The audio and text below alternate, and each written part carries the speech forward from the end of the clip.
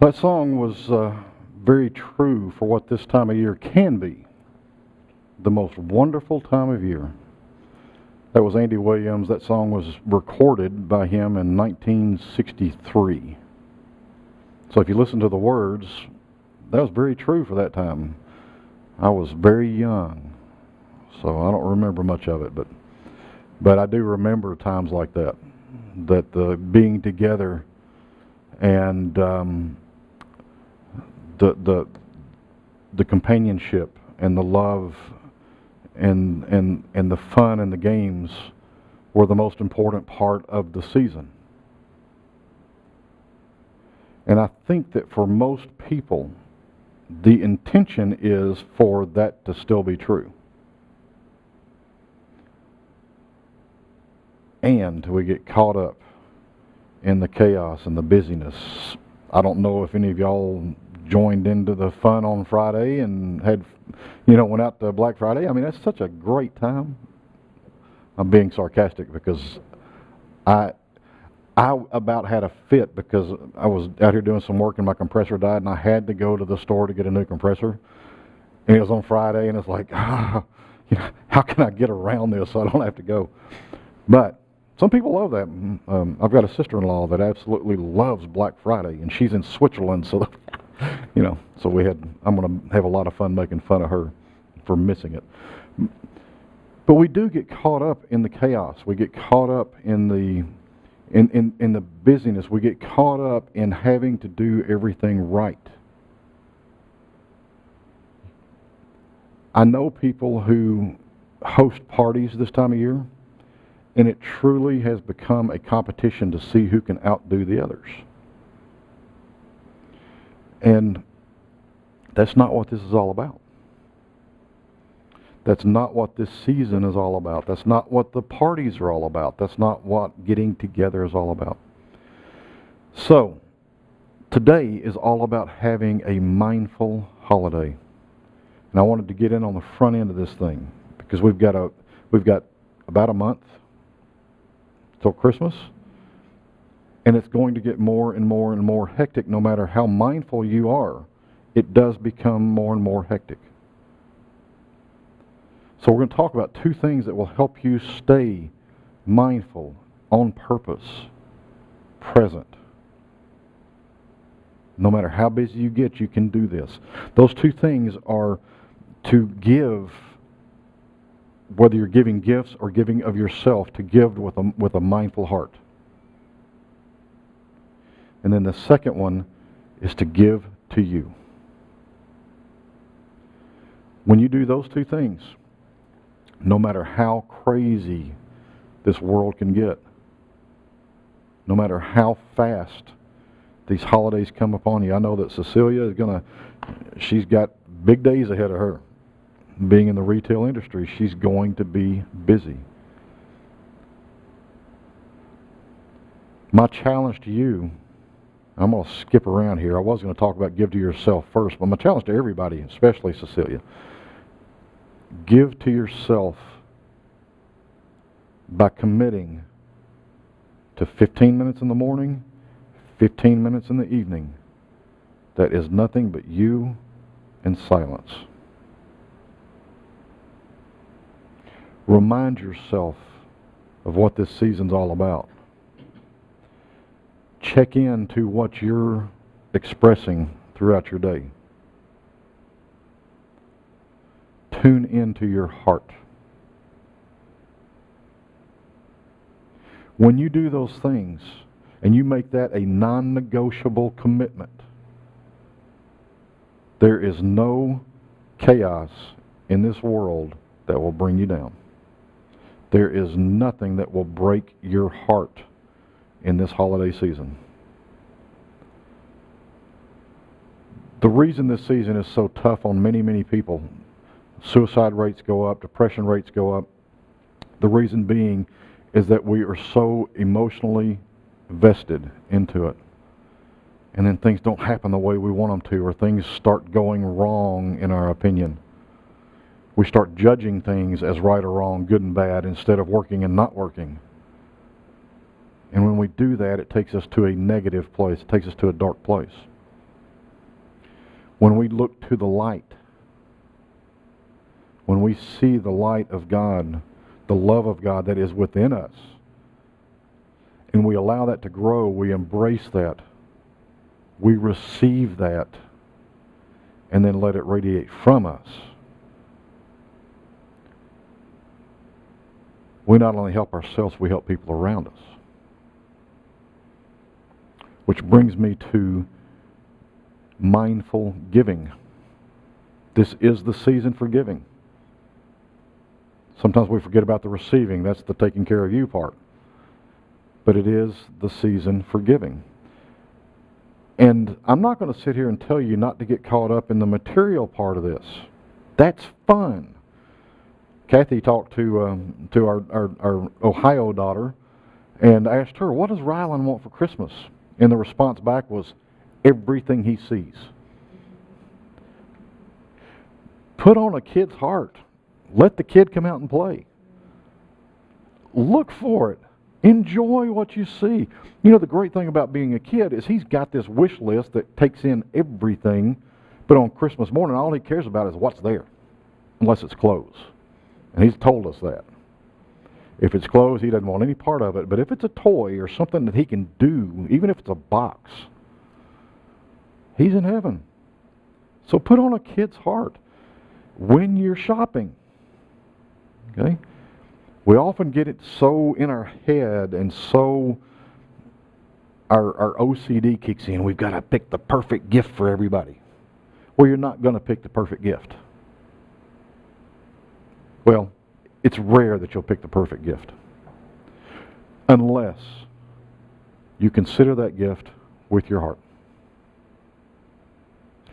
If the giving of that gift has purpose and meaning, it's the perfect gift. Now that purpose and meaning may just be for you as the giver. But if you touch base with your heart, when you get tuned in to the divine in all, that gift will be perfect, not only for you, but for the receiver as well. They may not realize it on Christmas morning. You might give them socks, and they may, no way. And then 3 days later, it's bitter cold outside, and they're going to be going, I like these socks. We don't always know what's perfect for them. God does.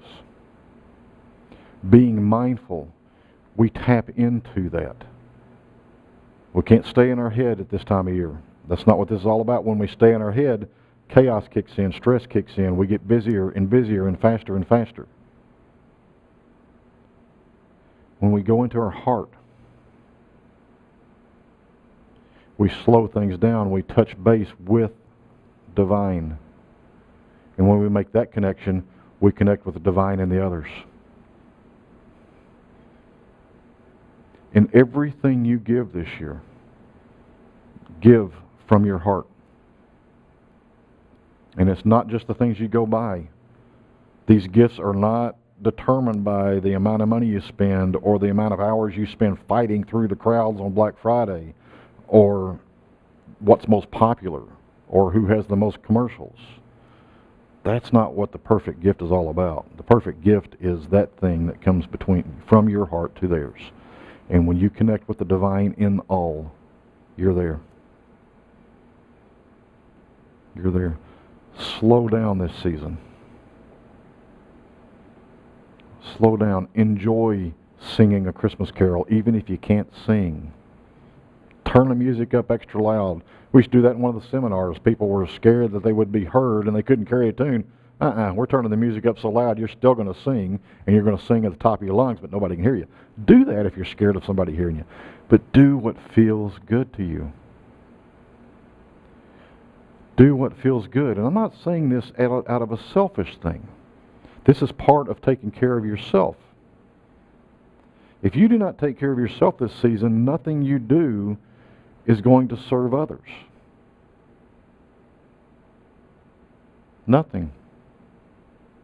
So take that 15 minutes in the morning, that 15 minutes in the evening, spend it on you. Connect deeper. If you think that's selfish, we can look to the one person that was born onto this earth that this Christmas season is all about. Christ. Look at how many times you read about him going into the garden, going into silence and prayer and meditation. Look at him in the storm when he's on the boat. The storm's raging. The crew is just going crazy. They're panicking. He's asleep. You think that's because he's tired? He was just getting rest that he needed to serve him. Jesus shows us how important it is to have that time between you and God. That time for human healing, physical and spiritual. It's not a selfish act. It is actually necessary if you truly want to be in contact with the divinity in you and share it with others. If you're tired, you cannot give love. If you're angry, you cannot give love. If you're upset, stressed, panicked, you cannot give love. If you're anywhere in the darkness, you cannot give love. You've got to move to the light, and you do that by connecting with God. So have a divine holiday. Not just Christmas Day, but the entire experience. When you connect, when you take that 15 in the morning and 15 in the evening, when you connect, everything you do can be done from a place of love and peace and divinity. Everything. I know I've said it before. Deepak Chopra said it beautifully when somebody said, "Well, I hear you were meditating right before you came on stage." I'm still meditating. Everything you do can be an expression of that love and that peace and that joy, compassion, kindness, all good things.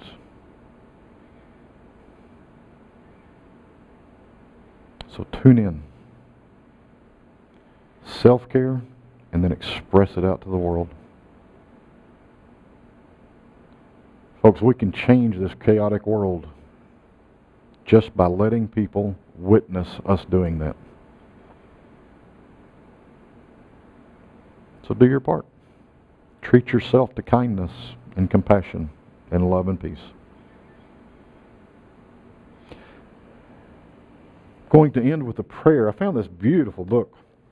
It's called Uplifting Prayers to Light Your Way. And it's written by Sonia Choquette. So I'm going to share some of these over the next however long, and maybe until I read all of them. There's a whole lot in here. Anyway, this one is called Welcoming Change, and it's just something that I was thumbing through and it landed on, and it resonated. So I'm gonna read it. So if you will, just bow your head, and we're going to close with this prayer.